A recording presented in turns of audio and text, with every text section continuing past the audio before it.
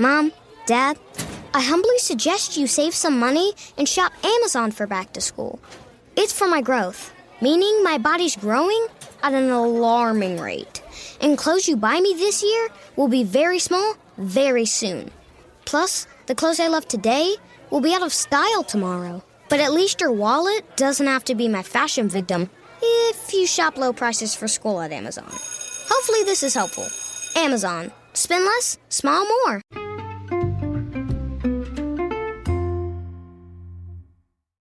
Hi, everybody, and welcome to the Dr. Psych Mom Show. Today, we're going to talk about working together and whether it's good or bad for your marriage. This is something that, of course, I do, as you guys know, as I've mentioned, as you may have seen if you've reached out for therapy. My husband does some of the back end stuff of my practice of Best Life Behavioral Health. We also have other things that we do together in terms of work. And so this is also something I see in a lot of my clients, and sometimes it leads to problems, sometimes it doesn't. And we will get into depth with why and when it does and when it doesn't as soon as I tell you to subscribe. Most recent subscriber episode was on sex positive versus high libido. Those are not the same thing. And of course, probably 155 other subscriber episodes if you subscribe with the link in the description. All right, so when you are married, it could go a range of different ways when you're married, and I frequently see the people who are not doing so well, and a lot of the things that they fight about are in the area of priorities and time spent together. When you work together, you at least know that your priorities are the same. In many ways, you're trying to make your business grow. You're trying to be successful. You're trying to build, your empire, and even if it's a tiny little empire, you're trying to do well financially. You are trying to, if it's something like a caretaking profession or like something like a psychotherapy practice, right? Then you're also trying to do right by your clients and to add something positive to the world. Most people feel they're trying to add something positive to the world. If this is a joint, a physician practice or a law practice, or if you're an entrepreneur and you work together creating some sort of widget, you generally think that you're trying to add something positive to the world. Otherwise, why are you doing it, right?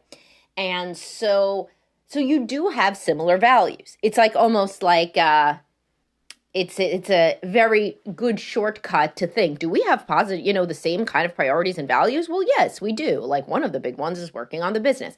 So, it's kind of like having kids. Like people do a lot better when they have a joint project. And when you work together, you have a lot of deadlines and accountability. So it's not just like home repairs, which can turn into a travesty. Some people can work well in projects in the home. Some people cannot because there are no real deadlines. So this is when, especially if one of the partners has ADHD or one of them is more anxious, then they are really not attuned to the same kind of deadlines.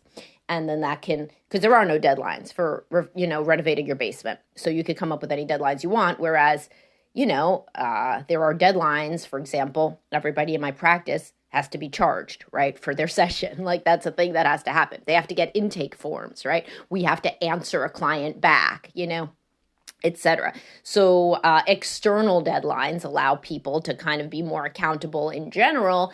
And then they tend to, be happier with one another as things progress versus when you have very nebulous self-imposed deadlines. Another thing is that when people work together, then it's very obvious that they should split the money that they make, right? So a lot of what I see in practice is when there's a stay-at-home partner and a working partner, sometimes the stay-at-home partner feels that they do not have the right to the money, or that the other one doesn't feel they have the right to the money.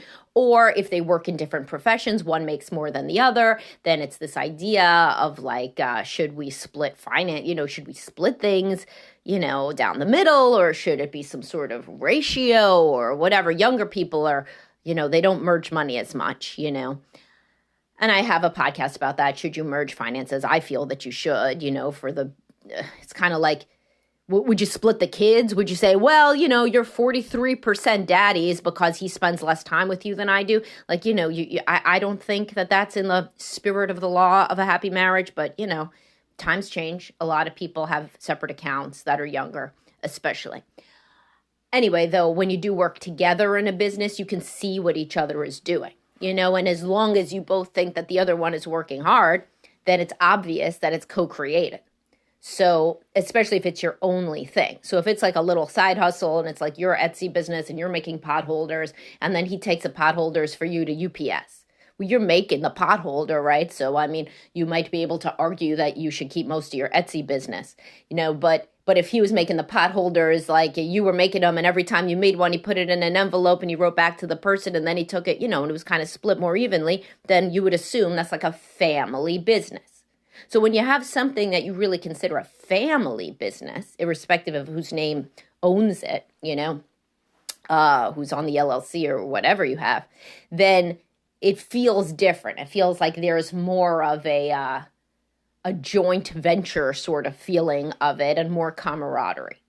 Now, when does this go poorly, having the business together? Well, if you're very much not on the same timeline with things. If one person does have pretty bad ADHD, I've seen that be a bad thing, especially if it's untreated. Or if people lose interest kind of in the business and they go out and they do their own thing more than the other one thought. So, for example, you think that, you're going to buy a restaurant together. You're both going to be so into it. Then the other person's like, no, actually, I want to go back to school. I'm not so into this, but, I'll keep doing, the bare minimum. Obviously, then that is a shift in priorities, and that's going to make one person feel very resentful. The same kind of things happen with kids, and when people post hoc decide that they are not going to stay home with kids or whatever the previous agreement had been. So really, you got to think of the joint business as having children, and the same sorts of problems apply. If you do not respect each other and you think that one person is much smarter than the other and therefore the one is carrying the entirety of the business, then that's obviously not going to work well. If one person feels that the other person is just replaceable. So, of course, you got to be replaceable. What if somebody's hit by a bus? You still need to have your family business, right? I mean, you have your children, you got to provide in your family. So certainly both people should know how to do what the other one does or should know how to hire somebody who could do what the other one does in the business, right? But if you feel that would be extremely easy and, in fact, preferable, and you find yourself thinking that you really ought to hire somebody else. So, for example, a guy has he's a lawyer. I always use lawyers. And his wife, does the books, right? But his wife really isn't very good at doing the accounting for the firm. And so he kind of always wishes that he had somebody better, a better accountant. Well, I mean, that's not going to be good for the marriage, right?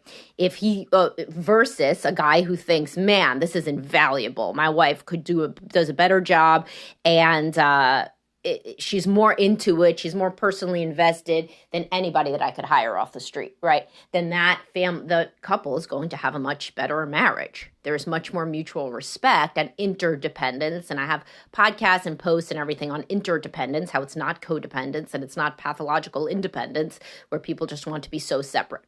That is the other thing, is that when you have a business together, you get to spend more time together. Now, I'm framing it as you get to spend more time together, but some people think, oh, fuck, I would have to spend more time with them.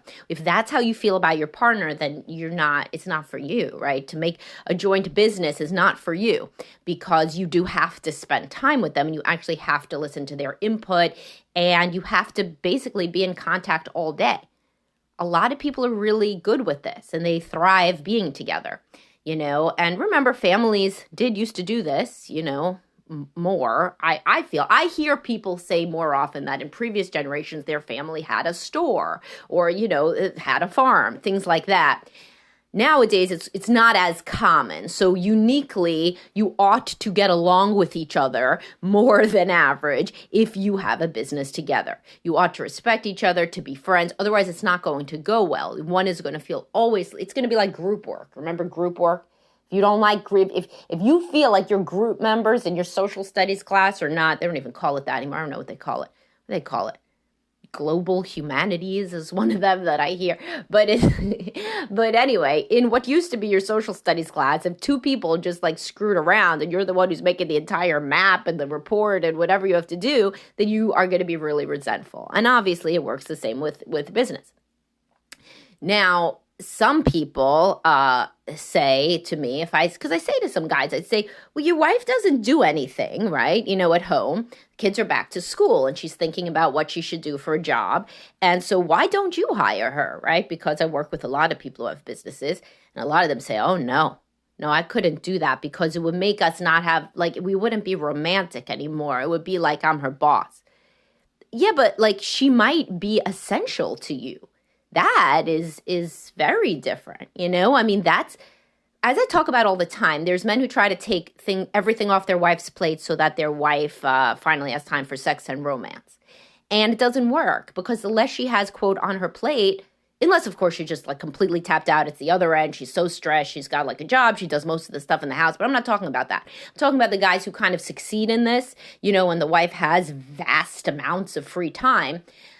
Then other things just grow. It's not like she's oh, great, I have 3 hours. I'm going to call him to come home from work so we can have sex. She's oh, we have 3 hours. I'm going to do the grocery shopping, and then I'm going to go to the gym, and then I'm going to go volunteer at the kids' school. Because nobody wants to feel useless. You know what I mean? Nobody wants to think that they have an empty schedule. This is why a lot of people get depressed when they retire. Nobody wants to feel like they don't have a purpose. So you could take away all the time, could be off of her plate, and she will still fill it up if she's even remotely a healthy person, because she wants to feel like she has a place in the world, And of course, once the kids come home, then she'd be focused on them, etc. But it isn't a bad idea, if you do respect your partner, to work together, because they feel essential to you. So in a situation where a guy is trying to make sure that his wife never feels stressed out, those are some of the most stressed out women that I see. Because they feel like they're not being, they're not maximizing their life, and they feel like kind of their husband is the one with the respectable career. And then he kind of implicitly, even if he's obsessed with her and the preoccupied partner, kind of looks down on her and does, and says things like, well, she has all this time. Why don't we have a sex life or a romantic life? Ironically, if she had some less time, you might have more of one, because she would have higher self-esteem and higher self-efficacy, meaning that she would feel that she could do more in the world. So it isn't a bad idea and this is why people do things on the side. And I see people so happy when they say things like, oh, my husband and I flip houses. I'm really into interior design, and my husband does real estate, so I'm going to stage the house or something. And these people really like working together on a project. Remember, having a baby in many cases does bring a couple close, right? It is a good time for the couple when they're both focused on a new baby. And of course, this can be compounded by other sorts of things, postpartum depression, and obviously it doesn't always go well for a million reasons beyond the scope of this podcast that you could go to my parenting category on Dr. Psych Mom and look up. But having a new baby or having a new house, when people work on their first house and they're painting their house and doing all these things, as a young couple, you have a lot of projects. Then you get older into midlife, you don't have so many projects. So even if you do not want to start a job, a business together, think about this new idea perhaps right now from this podcast, that maybe you guys don't have enough projects. And instead of trying to clear off the schedule for quarterly vacations, which are fine and cool, but remember the hedonic treadmill, people get used to their quarterly vacations and they're not quite as cool anymore when you could afford them and you go on them every 3 months and it's not a new thing. Why novelty is the thing that brings people closer in the bedroom and out of the bedroom. Trying a new venture, is very exciting. Talking about new directions. So if my husband and I talk about the next directions for the practice, we come up with some initiative and we start posting more about X or Y, or we advertise in a different way or whatever. That's a new thing to talk about. That's a project. And if it's successful, then we feel good about it. If it's not successful, then it's something to redirect and say, what didn't we do? And so having a project, if you are a couple that's not on the precipice of divorce and does respect each other and doesn't have massive problems, which is a fair number of the people who listen, or people who are trying to enhance a marriage that is okay, that is doing all right, then having some sort of project together is good. It tends to make people excited. And when women talk about it to their friends, they tend to talk about it very positively. We have a new thing that we are working on together. We are doing this. We are doing that. Anything where you could say we is good for the relationship. So we are, anything with real estate people are really into. I hear someone say we're investing in crypto, so they're both looking at it together instead of it just being the thing that the guy does.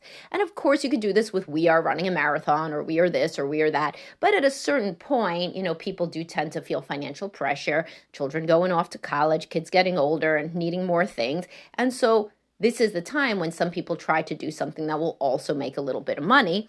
And that productivity and that goal directedness is a good idea for many couples and brings them closer. All right, well, this was a little bit off the topic of the usual, but I always try to kind of go large and cast a wide net when I'm talking about things that you could potentially think about that would change your frame a little bit on your relationship, and possibly this was one of them. So thanks for listening, guys, and I will talk to you soon. Have a great day. Remember, if you ever need a therapist or a coach, look up Best Life Behavioral Health, my practice that I do run with my husband. All right, bye-bye.